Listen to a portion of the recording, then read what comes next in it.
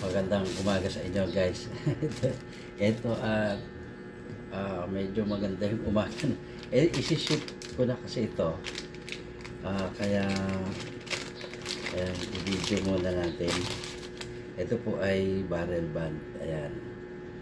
13.8 yung ano kasi ano ito yung mismong order yung magbibigay nung parang made to order yan.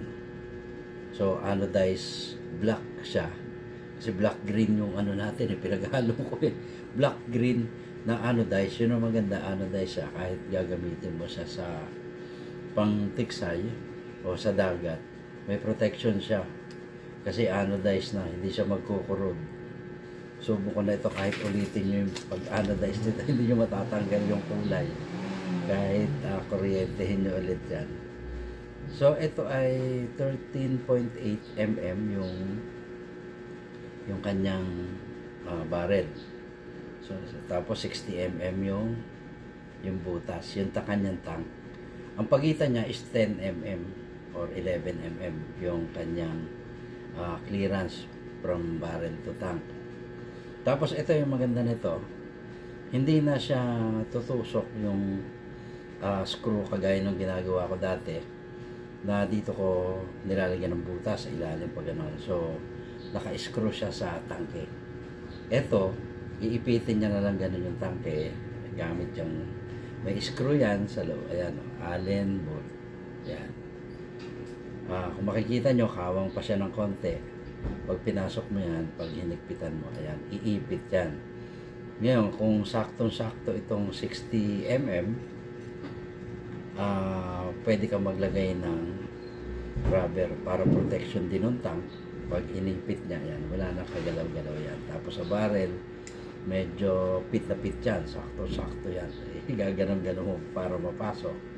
Ayan, tapos konting masahe para pumasok sa loob dahil masikip sa barrel, medyo ano sa barrel, alahado daw tawag nila. So ito po lalagay ko yung link dun sa kanyang description para pag ano nyo, isang click lang pwede na kayo yun nga ang gagawin natin is mag-message dun sa seller kung paano kung i-message nyo lang naman yung size ng barrel, yung clearance from tank to barrel, yan ganyan. Tapos yung size ng tank. At dito, tayo na yung bahala dyan. Ayan.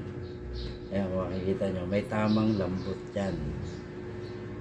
Tama-tama yung kapal niya para ano, kahit kamay o napipress. O, tingnan nyo mabuti. May tornilyo yan. Ayan, nasa loob yung tornilyo, pero itong buong ito, thread yan, yung kabila. Kaya, maasahan nyo yung tibay ng kapit. Ayan, anodized black green. Kaya, matibay na siya. Sigurado natin. Tsaka may kulay na siya, hindi ka na magkukulay. Yung kulay pa niya, hindi siya natutukoy. Tumutunog na. Pero, baliwala. So, yan, ganun. Hindi kagaya ng paint. Pag ginanon mo, matulis yung kagaya ng koko. Matulis yan. Pag ginanon mo, dala yan. So, agad dito na lang. At check out nyo lang to sa link. Lalagay natin yung link sa description para mabilis kayong maka-access dun sa product.